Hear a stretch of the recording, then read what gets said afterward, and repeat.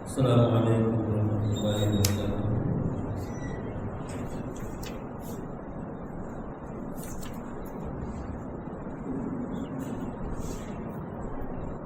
اعوذ باللہ من الشیطان الرجیم، بسم اللہ الرحمن الرحیم۔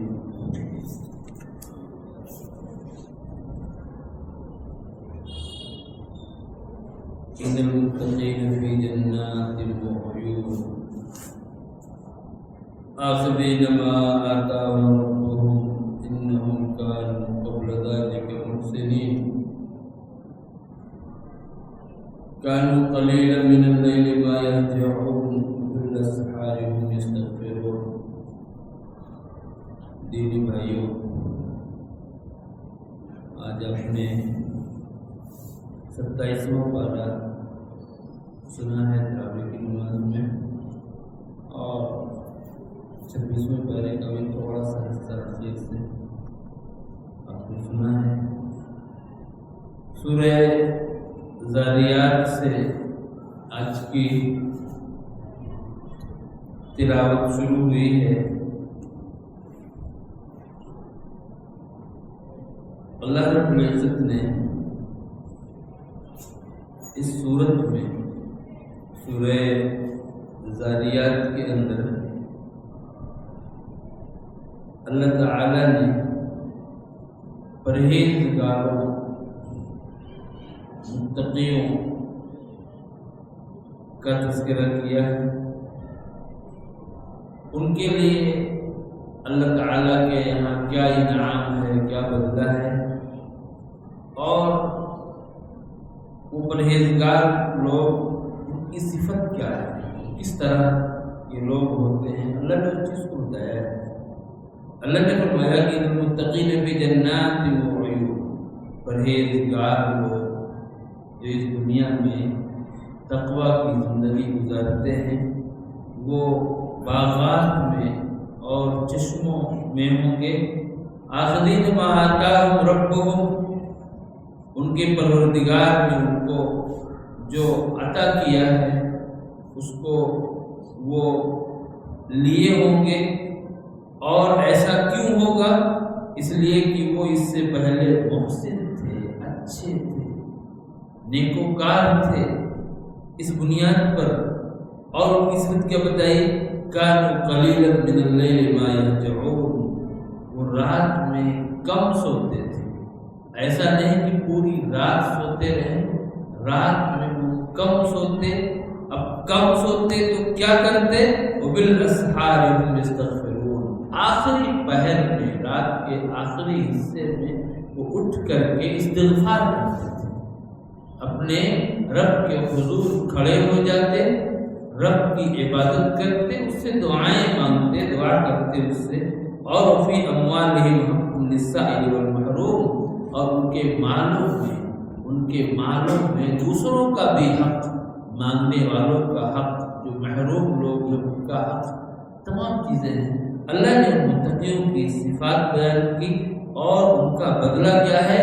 ان کے لیے جنت ہے، جنت کی باغات ہیں، جنت کے چشمے ہیں، جہاں وہ لطف اندوز ہوں گے۔ اللہ تعالیٰ نے اس صورت کے اندر پچھلی قوموں کا جو ذکر آیا ہے، فرعون کا، عاد کا، ثمود کا، ان پر جو عذاب آئے اس کا ذکر ہے۔ آگے ہمارے سامنے سورہ طور ہے۔ سورہ طور میں بھی شروع ہی میں اللہ رب العالمین کے عذاب کا تذکرہ ہے۔ اللہ رب العالمین کا عذاب یہ آ کر کے رہے گا، ان عذاب ربک لواقع، تمہارے رب کا عذاب یہ آنے ہی والا ہے، ما لہ من دافع، اسے کوئی روک نہیں سکتا۔ اللہ رب العالمین نے یہاں بھی اپنے نیک بندوں کا ذکر کیا ہے، اور کیسے کیسے ان کے لیے انعامات ہوں گے، ان کا تذکرہ اللہ تعالیٰ نے سورت میں فرمایا ہے۔ آگے سورہ نجم ہے۔ سورہ نجم یہ ایسی صورت ہے، میں نے بتایا تھا آپ کو سورہ بنی اسرائیل میں، کہ سورہ بنی اسرائیل میں اسرا کے واقعے کا ذکر ہے، اور سورہ نجم میں معراج کا تذکرہ ہے۔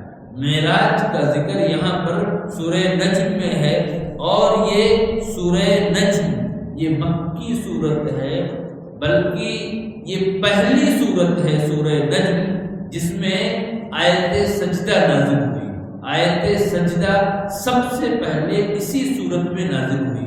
قرآن کریم میں کل 15 آیتیں ہیں جن کو ہم آیت سجدہ کہتے ہیں، اور ان آیتوں پر ہم جب پہنچتے ہیں، چاہے ہم تلاوت کر رہے ہوں یا ہم کسی کی تلاوت کو سن رہے ہوں، جب پہنچتے ہیں تو ہم سجدہ کرتے ہیں وہاں، اور سجدے کی دعا ہم پڑھتے ہیں۔ اس میں سجدہ وجہیہ للذی خلقہ وصورہ وشق سمعہ وبصرہ بحولہ وقوتہ فتبارک اللہ احسن الخالقین۔ 15 سجدے قرآن کریم میں ہیں، 15 آیتیں ہیں۔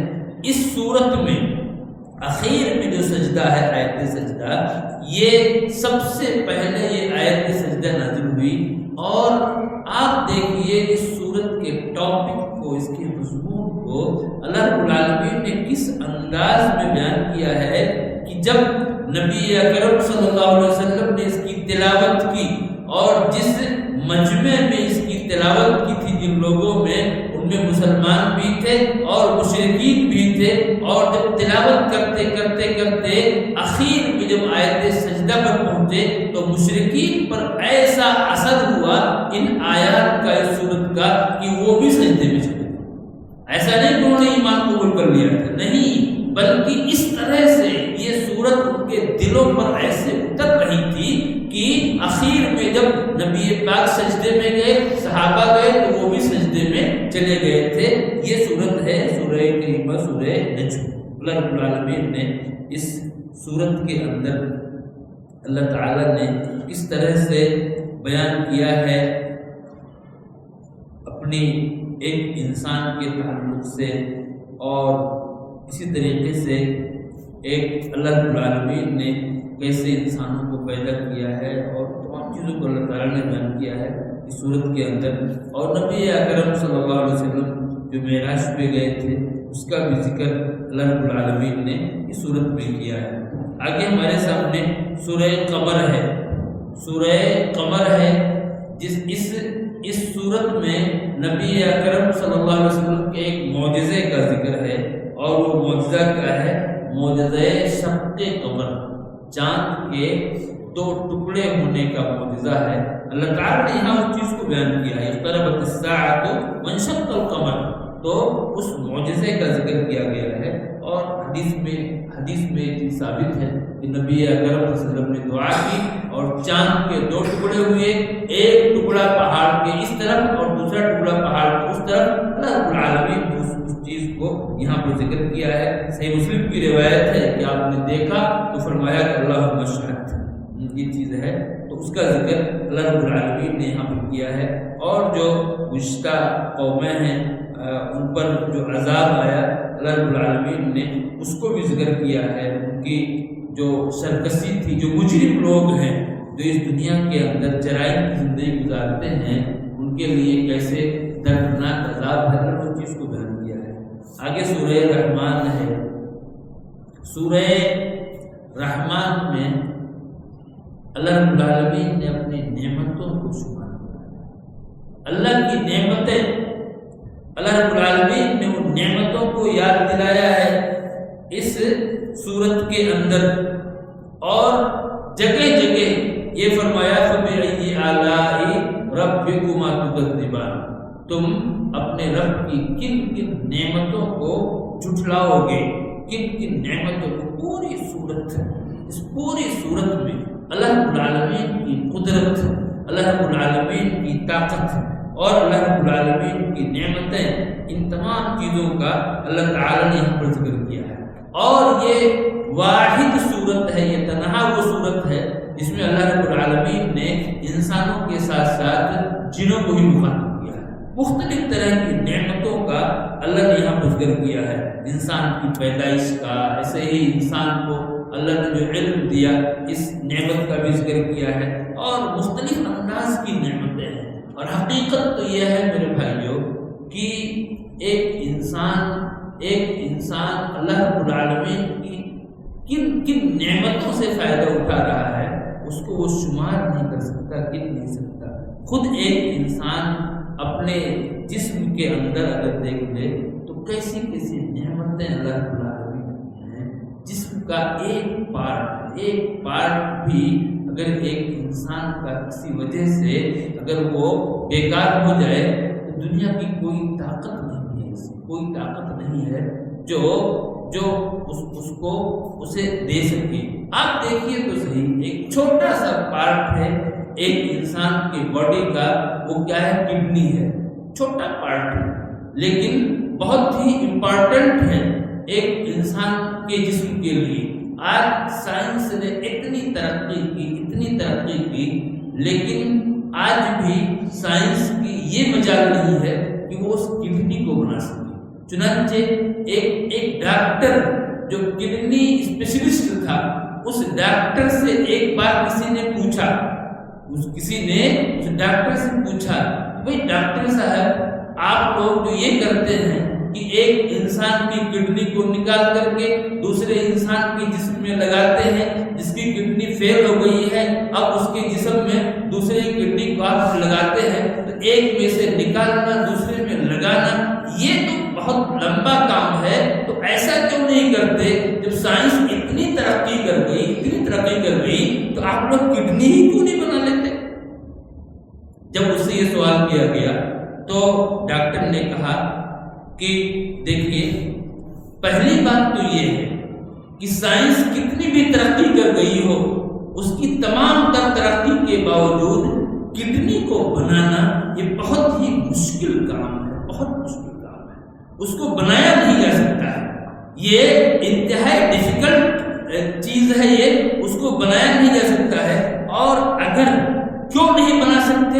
اس لیے کہ اللہ رب العالمین نے ایک انسان کی کڈنی کے اندر ایک ایسی باریک چھلنی بنائی ہے، ایک چھلنی جو اس کے پیشاب کو فلٹر کرتی ہے، ایسی باریک چھلنی بنائی ہے کہ دنیا میں آج تک کوئی ایسی مشین بنی ہی نہیں ہے جو اس چھلنی کو بنا سکے، جو اس کڈنی میں اللہ رب العالمین نے لگا رکھی ہے اس کو کوئی مشین بنا سکے، ایسی کوئی مشین آج تک ایجاد نہیں ہوئی ہے۔ اور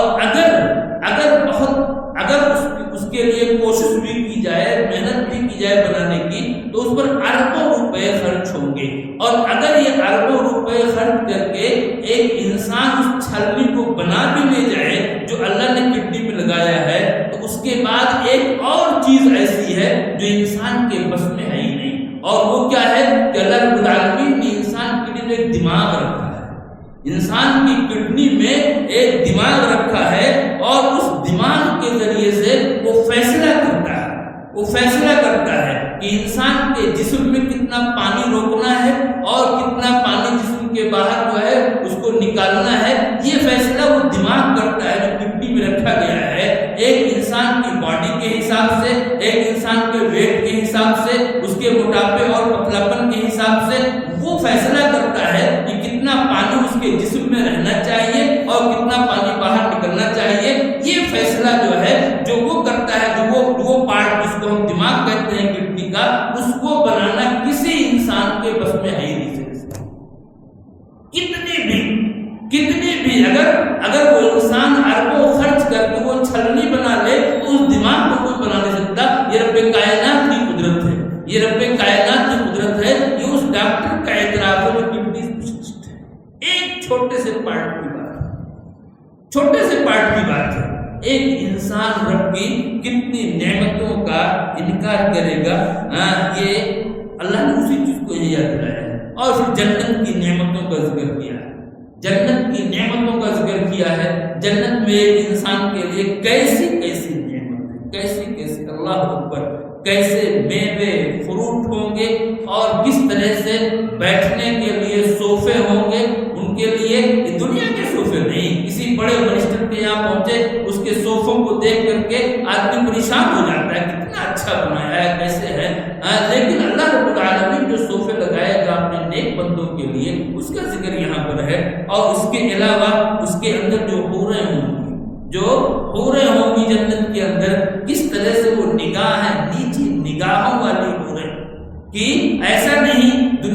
عورتوں کی طرح سے کہ وہ اپنے شوہروں کو چھوڑ کسی اور کو بھی دیکھتی ہے، نہیں، نیچی نگاہ والی عورتیں اور اس طرح سے پاک اور پارسا عورتیں ہوں گی۔ اللہ نے سب کا ذکر کیا ہے، کس کا تم انکار کرو گے جی؟ دنیا میں تم پر ہماری نعمتیں، اور جب تم میرے پاس آؤ گے تو پھر جنت میں ہماری نعمتیں، ساری کی ساری نعمتیں اللہ نے ان سب کی صورت کے اندر یاد دلایا ہے۔ آگے ہمارے سامنے سورہ واقعہ ہے، اور اس صورت میں اللہ رب العالمین نے یہ بتایا کہ انسانوں کے تین گروپ،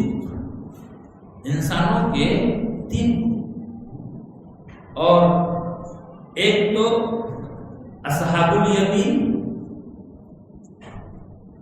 اور دوسرے اصحاب الشمال، اور تیسرے سابقین اولین۔ یہ تین گروپ انسان، اصحاب الیمین یعنی داہنے ہاتھ والے، جن کو نامہ اعمال داہنے ہاتھ میں ملے گا۔ ظاہر ہے کہ یہ مومن لوگ ہیں، صاحب ایمان لوگ ہیں، اور انہی میں کچھ سابقین اولین ہیں، مقربین ہیں، جن کی نیکیاں بہت زیادہ، برائیاں بہت کم، یہ انتہائی پرہیزگار قسم کے لوگ۔ اور ایک تیسرا گروپ جو ہے وہ گروپ کافروں کا، جھٹلانے والوں کا۔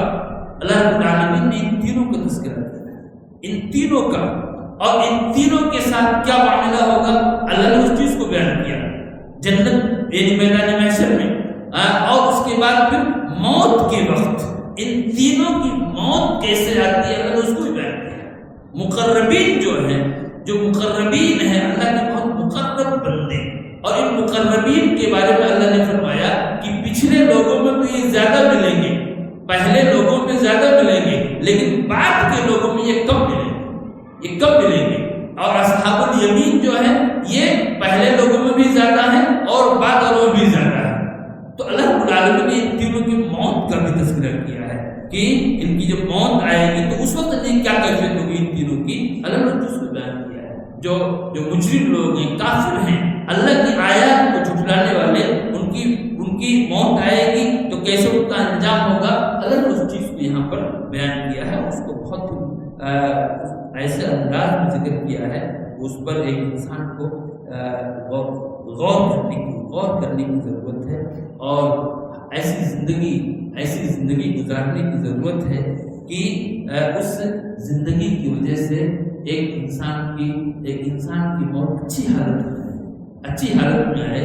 اور ہمارے نبی صلی اللہ علیہ وسلم دعا فرماتے تھے، آپ کی بڑی مشہور دعا ہے، اللہم اصلح لی دینی الذی هو عصمت امری، اے اللہ تو میرے دین کو درست کر دے جو میری کل پونجی ہے، کل سرمایہ ہے، وہ اصلح لی دنیا التی فیہا معاشی، اور تو میری دنیا کو درست کر دے جس میں میرا رہنا سہنا ہے، میرا معاش ہے، وہ اصلح لی آخرتی التی فیہا معادی، اور تو میری آخرت کو درست کر دے جس کی طرف مجھے لوٹ کر کے جانا ہے، وَاجْعَلِ الْحَيَاةَ زِيَادَةً لِّي فِي كُلِّ خَيْرٍ، اور تو میری زندگی کو ایسا بنا دے، میری زندگی کو ایسی بنا دے کہ میں اپنی زندگی میں ہمیشہ خیر کی طرف بڑھتا رہوں،